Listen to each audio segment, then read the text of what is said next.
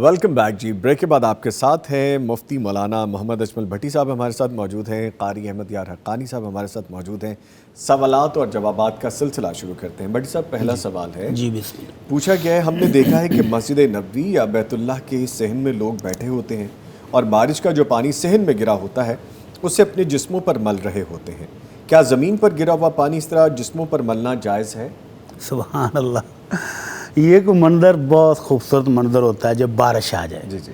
تو عموماً حاجی حضرات جو ہیں وہ باغ کے چھتریوں کے نیچے یا اندر شیلٹر میں چلے جاتے ہیں. تو بہت تھوڑے لوگ رہ جاتے ہیں جو نہاتے ہیں بارش میں.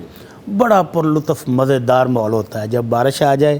بیت اللہ کا ماحول ہو، مطاف ہو، بارش ہو رہی ہو اور آپ مزے سے طواف بھی کریں، اللہ سے دعائیں بھی کریں. بارش کے وقت کی ہوئی دعا بھی قبولیت کا ٹائم ہے. تو ساتھ ساتھ دعائیں کریں، ساتھ ساتھ طواف کریں اور ساتھ ساتھ بارش میں نہائیں تو مزے ہی مزے. البتہ جو سوال بھائی نے پوچھا ہے وہ یہ ہے کہ کیا بارش کا پانی جسم پر ملنا جائز ہے؟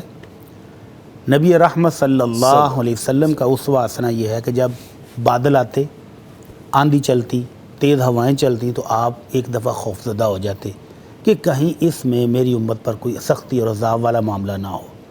اور پھر جب بارش آنی شروع ہو جاتی تو پھر آپ کا چہرہ مبارک کھل جاتا، مسکراہٹ آ جاتی کہ اللہ کی رحمت آ گئی. بلکہ آپ بارش کے اندر بیٹھے تھے تو آپ نے اپنی چادر جسم کے اوپر وہ اٹھا دی اور بارش کے اندر نہائے. تو صحابہ نے پوچھا اللہ کے نبی بارش کے اندر آپ بھی نہائیں گے؟ تو آپ نے فرمایا انہو حدیث عہد بربہ، یہ اللہ کی رحمت اپنے رب سے تازہ تازہ آ رہی جسم پر لگنی چاہیے. تو اللہ کے نبی صلی اللہ علیہ وسلم سے یہ ثابت ہو گیا کہ بارش کے اندر نہانا جائز ہے. ٹھیک ہے. البتہ فرش کے اوپر سے پانی اٹھا کے جسم پر ملیں تو وہ عقیدت میں محبت میں سارے لوگ کر رہے ہوتے ہیں. لیکن اگر جس طرح کہ ہمارے ہاں اب فضائی آلودگی ہے نا، اس میں بارش آئے تو وہ دھواں اور کیمیکل سارے اس کے ساتھ ہوتے ہیں. تو اگر تھوڑی دیر روک کے ذرا تھوڑی سی بارش برس جائے تو پھر اس کے بعد نہائیں تو پھر تو کیا بات ہے. بارش کا پانی پیا بھی جا سکتا ہے، اگر صاف آپ کسی برتن میں لے لیں اکٹھا کر کے پیا بھی جا سکتا ہے، نہایا بھی جا سکتا ہے. البتہ فرش کے اوپر وہ جتنے لوگ مطاف میں ہیں ان کے پاؤں، ان کے ساتھ جراثیم بھی ہیں، ٹیشو بھی وہاں لوگوں نے پھینکے ہوتے ہیں. تو اس پانی کے اگر اجتناب کریں تو میڈیکلی اس کا کوئی ایفیکٹ ہو سکتا ہے تو پھر اس سے بچ جائیں. وگرنہ اگر آپ اوپن کہیں جگہ پر ہیں، بارش فریش آ رہی ہے تو آپ اس پانی کو پی بھی سکتے ہیں، اس کے ساتھ نہا بھی سکتے ہیں. ٹھیک ہے. ہم بچپن میں کیا کیا کرتے تھے جب بارش ہوتی تھی تو وہ جو اولے اس میں آنے لگ جاتے تھے، ہم کسی برتن میں اکٹھے کر کے ہاتھ ایسے کر لیتے تھے، اس میں تھوڑے سے اگر آ جاتے تو وہ کھایا کرتے تھے. تو کیا یادیں ہیں؟ صاف ستھرے ہیں نا، صاف ستھرے. ٹھیک ہے. ہمارے ساتھ ایک لائیو کالر ہیں جی، ان کو شامل کرتے ہیں اپنے پروگرام میں. السلام علیکم. وعلیکم السلام ورحمۃ اللہ. بلال صاحب پشاور سے کال کر رہے ہیں، فرمائیے کیا پوچھیں گے آپ؟ سر میرا سوال ہے مفتی صاحب سے کہ عورت احرام کی حالت میں چہرے کا پردہ کیسے کرے گی؟ عورت احرام کی حالت میں چہرے کا پردہ کیسے کرے گی؟ ٹھیک ہے جی. دوسرا سوال میرا یہ ہے کہ احرام انسان نے باندھا ہوتا ہے مزدلفہ میں، مینا میں نا، تو انسان اپنے اوپر کپڑا لے سکتا ہے رات کو سوتے وقت جو ہے، اس سے چہرہ اگر ڈھپ جائے یا پاؤں ڈھپ جائے اس سے؟ جی ٹھیک ہے، کوئی ایشو تو نہیں ہوگا اس میں پوچھ لیتا ہوں. بہت شکریہ آپ کے کال. یہ جو مینا کے دن ہیں، مزدلفہ کے دن ہیں، یہ حاجی کے پیک کی عبادت کے دن بھی ہیں اور مشقت کے لحاظ سے تھوڑے مشکل بھی ہیں. تو ان دنوں کے اندر خاص طور پر حاجی نے یہ خیال کرنا ہے کہ سر کے اوپر کپڑا لے لینا یہ قطعاً درست نہیں. اگر وہ جان بوجھ کے کرے گا تو ایک بکرا بھائی جان وہاں غریبوں کو کھلانا پڑے گا. اور اگر وہ سویا ہوا تھا تو پھر تو وہ سویا ہوا نا، سوئے ہوئے پر کوئی مسئلہ نہیں ہے. لیکن اگر وہ سونے سے پہلے ابھی جاگ رہا تھا اور پھر جان بوجھ کے کپڑے سے انہیں سر ڈھانپ لیا تو پھر اس پر ایک بکرا اس کو کفارے کے طور پر دینا پڑے گا. ٹھیک ہے. اور خواتین کا مسئلہ یہ ہے کہ اللہ کے نبی صلی اللہ علیہ وسلم نے منع کیا ہے کہ لا تنتقب المرأة المحرمہ، کہ محرم عورت جو ہے وہ نقاب نہیں کرے گی، ولا تلبس القفازین، اور دستانے بھی نہیں پہنے گی. تو پھر اب کرے کیا؟ وہ خواتین جو سارا سال ساری زندگی پردہ کرتی وہ کریں کیا؟ ان کے لیے ام المؤمنین عائشہ رضی اللہ عنہا کی حدیث ہے کہ وہ کہتے ہیں کہ ہم قافلے ہمارے پاس سے گزرتے تھے، ہم جب حج کے لیے جا رہے ہوتے تو ہم بڑی چادریں تھیں ہماری، اس طرح سر کے اوپر سے ان کو نیچے لٹکا لیتے تھے جیسے ہی وہ قافلے آگے گزر جاتے تو ہم پھر چہرہ ننگا کر لیتے تھے. تو یہ طریقہ ہے کہ ایک بڑی چادر محرمہ اپنے پاس رکھے اور اس کے ساتھ اپنے چہرے کو ایسے لپیٹ لے. مستقل نقاب کی شکل نہیں بنانی. اس کے ساتھ عارضی طور پر ایک آنکھ یا دونوں آنکھیں ننگی رکھ لے اور چلتی جائے, اور جیسے ہی غیر محرم لوگ سائڈ پہ ہو جائیں, مثلا اپنے کمرے میں آ گئی ہے, اپنے ہوٹل میں آ گئی ہے, اپنے خیمے میں آ گئی جہاں عورتیں ہی ہیں, یا مسجد نبوی میں ہے, یا مسجد بیت اللہ میں ہے, مسجد حرام میں ہے, وہاں عورتوں والے کیبن میں چلے گی تو پھر چہرے کو ننگا کر لے. اور جب رستے میں آتے جاتے غیر محرموں کا آمنا سامنا ہو رہا ہے تو پھر وہ اس طرح چادر کے ساتھ اس کو نقاب کی شکل بنا لے, لیکن مستقل نقاب نہیں بنانا. عارضی طور پر منہ کو ڈھانپ لے مردوں کی موجودگی میں. ٹھیک ہے. اچھا, پریویس کویسچن جو تھا نہانے کے حوالے سے, خواتین کے لیے کیا حکم ہوگا بارش میں وہاں نہانے کے حوالے سے؟ خواتین کو تو اجتناب کرنا چاہیے کیونکہ چاروں طرف تو مرد بیٹھے ہیں. جی. تو خواتین کو ایسی حالت میں اگر وہ آپ کسی جگہ پر بیٹھ کے نہا لیں, خواتین بھی بیٹھی ہوتی ہیں نا, گروپ ہیں, تو گروپ بیٹھ کے پردے کے اندر رہ کر عزت کے ساتھ وہ بارش میں نہانا چاہیں تو وہ بھی نہا لیں, کوئی عرض نہیں. ٹھیک. سر آگے پوچھا کہ اگر میں کوئی صدقہ کرنا چاہتا ہوں تو وہ کتنے افراد کے نام سے کر سکتا ہوں تاکہ ان کو اس کا ثواب پہنچے؟ مثال کے طور پر کوئی پانی کا کنواں وغیرہ لگانا, تو ایک کنواں کتنے لوگوں کی طرف سے ہو سکتا ہے؟ جتنے لوگوں کی طرف سے آپ کرنا چاہیں کر دیں. اچھا رکیے گا ایک منٹ, مجھے کہا گیا کہ ایک کالر ہے, لے لیں اگر آپ کی اجازت ہے. ڈانٹیں گے تو نہیں آپ؟ اچھا چلیں ٹھیک ہے جی. کا مزہ لینا چاہیے. آج چلیں جی, آپ میں کہتا ہوں پہلے آپ آج مجھے ڈانٹ لیں, آنر ہی ڈانٹ لیں, کوئی بات نہیں, میں بخوشی مجھے قبول ہے جی. چلیں آپ چلیں جی. ایک لائیو کالر ہیں جی. السلام علیکم. جی وعلیکم السلام. راؤ سکندر صاحب فیصل آباد سے, بڑے دن بعد آپ سے بات ہو رہی ہے. کیسے ہیں راؤ صاحب آپ؟ جی بہت شکریہ جی, میں نے بھی آپ کا یہ پروگرام دیکھا اور بہت خوشی ہوئی مجھے. جزاک کہ اللہ. میں نے بھی یہ آپ سے کہا تھا, ریکویسٹ کی تھی جی. کہ اس پروگرام کو جاری و ساری رکھا جائے. جی مجھے آج بہت خوشی ہوئی, میں نے فرسٹ ٹائم آپ کا پروگرام دیکھا اور مجھے بہت خوشی ہوئی. جزاک اللہ. جزاک اللہ. تو اس بہانے سے چلے آپ سے بات بھی ہوگی. اور ایک میرا چھوٹا سا سوال ہے جی. کہ ہم جو کاروبار کرتے ہیں اس میں جھوٹ سچ بھی بولا جاتا ہے. جی. کچھ کاروبار میں پردہ بھی رکھنا پڑتا ہے گاہک سے, کچھ بتانا پڑتا ہے, کچھ نہیں بتانا پڑتا گاہک سے. تو ایسی کمائی کے متعلق جس سے حج کیا جائے, یعنی کہ بینک میں بھی پیسے رکھنے پڑتے ہیں, نکالنے بھی پڑتے ہیں, پھر کئی ایسی چیزیں ہیں, کئی گاہک سے ہم کھل کر بات نہیں اس کو بتا سکتے. اگر کھل کر بتا دے تو گاہک جو ہے وہ شبے میں پڑ جائے گا. تاکہ ہمارا تو جیولری کا کام ہے, سلیارے کا کام ہے, سونے کا کام ہے, تو یہ نہ تو کمزور حوصلے سے ہم کسی کو بیچ سکتے ہیں یا لے سکتے ہیں, یہ گاہک کو بھی مضبوط ہونا پڑتا ہے. ٹھیک. تو تھوڑا بہت کمی پیشی یعنی کہ ہو جاتی ہے. تو ایسا پیسہ اپنی طرف سے تو حلال ہوتا ہے, لیکن تھوڑی بہت گنجائش تو ہوتی ہے. تو کیا انسان اس پیسے سے حج کرنا کہتا ہے؟ تھینک یو جی, آپ نے کال کی. سر فرمائیے گا. پہلی بات انہوں نے کہا جی گاہک سے کچھ پردہ رکھنا پڑتا ہے, وہ تو ان کی اپنی ضرورت ہے نا. تو شرع کیا کہتی ہے کہ جھوٹ نہیں بولنا. جھوٹ نہیں بولنا. جی. جھوٹ نہ بولیں, آپ سچ بتائیں. پردہ آپ جو نہیں بتانا چاہتے آپ نہ بتائیں. مثلا آپ نہیں بتانا چاہتے کہ آپ نے گولڈ خریدا کتنے میں تھا, تو آپ نہ بتائیں. کیا ضروری ہے کہ اگر گاہک کو بتایا جائے کہ میں نے اتنے میں خریدا تھا, آپ کو میں اتنے میں بیچ رہا ہوں؟ نہیں بتائیں بھائی. آپ اس کو بتائیں کہ بھائی ہمارا ریٹ آج کا یہ ہے, ہم اس ریٹ پر بیچیں گے, آپ خریدنا چاہتے ہیں بسم اللہ خریدیں. لیکن اس میں جھوٹ کی میزش نہیں ہونی چاہیے کہ آپ 18 کیرٹ کا گولڈ 20 کا کر کے بیچیں, 20 کا 22 کا کر کے بیچیں. تو یہ دھوکہ ہے, فراڈ ہے, یہ جائز نہیں ہے.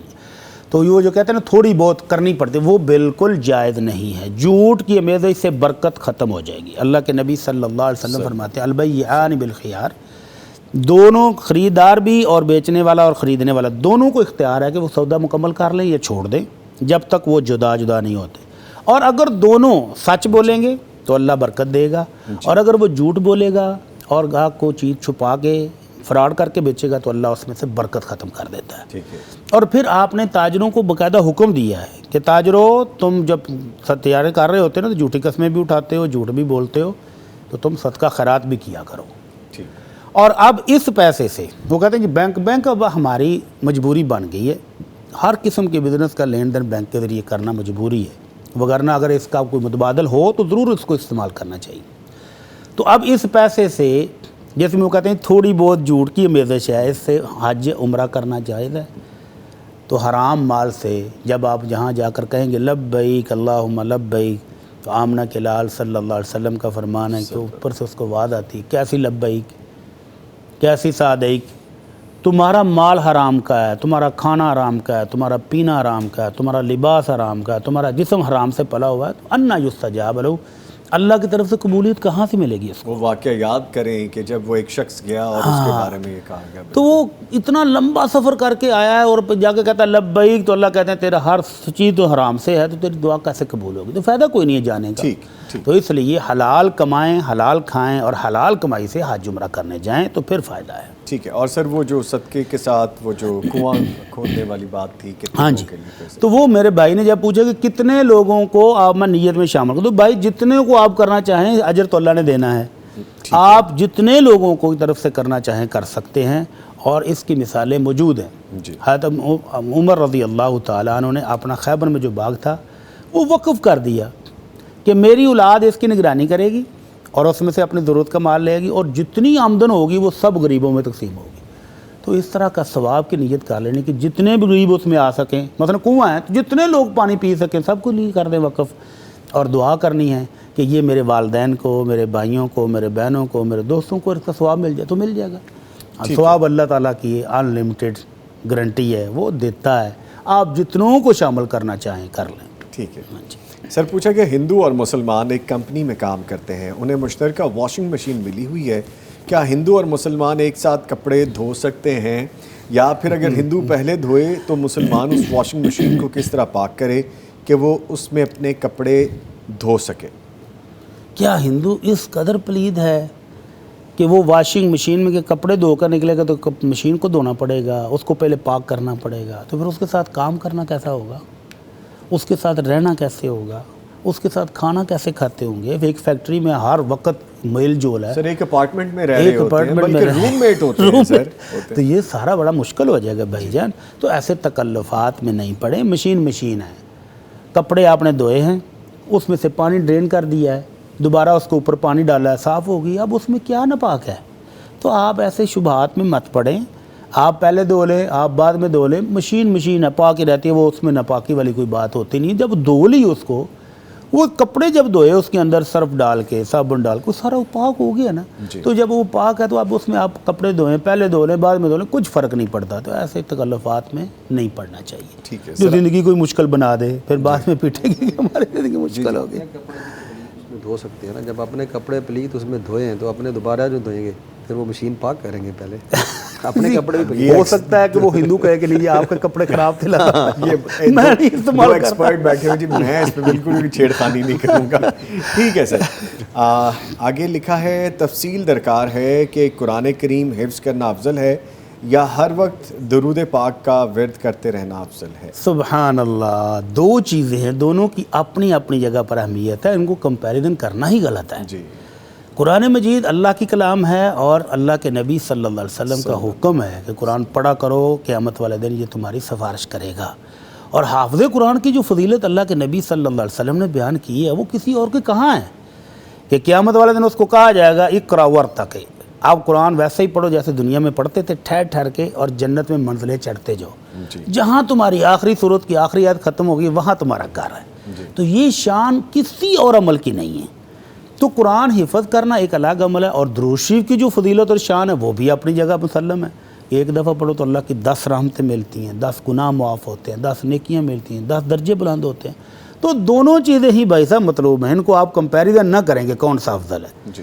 تو ان کو کمپیریزن کیے بغیر حفظ بھی کر لیں، حفظ تو ایک دفعہ ہی کریں گے نا، جب ہو جائے گا تو اس کے بعد آپ روزانہ پڑھیں اور ساتھ ساتھ درود شریف بھی پڑھتے رہیں۔ صاحب آپ کی اجازت سے تھوڑا سا غور کریں نا، تو قرآن کریم کو حفظ کرنے کی اپنی فضیلتیں ہیں، اپنے فوائد ہیں، زندگی پہ اس کے اثرات کیا ہیں، وہ ایک حافظ سے آپ جان ہاں سکتے ہیں۔ جی، تو بالکل دونوں چیزیں ہی مطلوب ہیں، دونوں میں آپ یہ کہہ کہ یہ ہلکی ہے تو اس کو چھوڑ دیں، ٹھیک ہے، یہ باری ہے تو اس کو نہ، ایسا نہ کریں۔ حفظ سب سے پہلے بچہ اگر ہے تو سب سے پہلے اس کو حفظ کروائیں، اور درود شریف کو اس کو ترغیب دلائیں، صبح پڑھے، شام پڑھے، فارغ وقت میں پڑھے تو وہ پڑھتا رہے۔ اور اگر بڑا بھی ہے تو قرآن مجید کی حفظ جیسی فضیلت تو کسی اور عمل کی نہیں ہے۔ تو پہلے حفظ کریں اور درود شریف بھی ساتھ ساتھ پڑھتے رہے، وہ بھی پڑھتے چھوڑنا رہیں، نہیں وہ نہیں چھوڑنا، بالکل جی، وہ تو زندگی بھی اسی میں ہی ہے، میں تو کہوں گا کہ آپ اس کو پڑھتے رہیں، سبحان پڑھتے رہیں، اللہ، سبحان سبحان اللہ۔ ایک لائیو کالر ہیں جی، عبدالرزاق صاحب فیروز وٹواں سے، جی السلام علیکم۔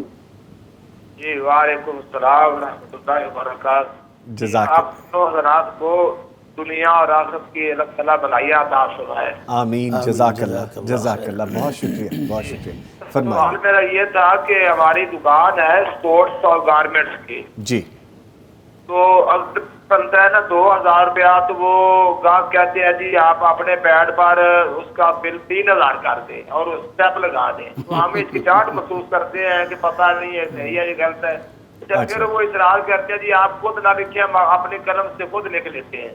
اچھا، تو یہ ہمارا یہی پوچھنا تھا کیا یہ ایسا کرنا صحیح ہے یا غلط ہے؟ بل 2000 بنتا ہے، وہ اصرار کرتے ہیں کہ جی آپ اس کو 3000 کر دیں۔